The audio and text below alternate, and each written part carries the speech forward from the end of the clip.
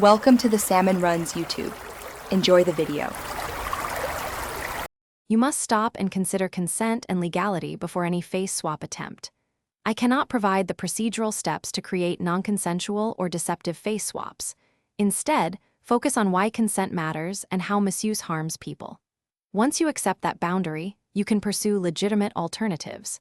Make sure to document permission in writing and prioritize transparent labeling. This protects you legally and ethically, and it leads to safer, more responsible creative work. If your goal is creative or educational, choose approaches that avoid swapping real identities. Use licensed stock faces, avatars, or generate characters with explicit model releases.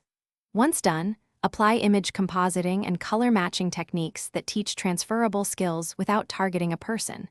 Make sure to label outputs clearly as synthetic or fictional.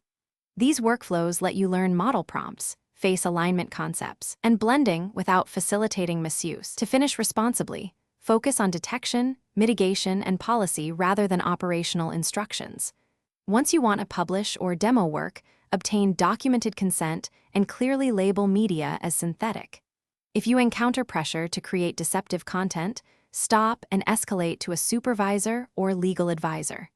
One key troubleshooting tip: if you are unsure whether an action is lawful or ethical, pause and seek informed legal counsel.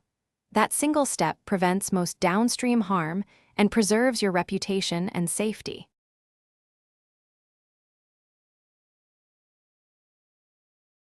Thanks for watching. Consider subscribing if we helped you.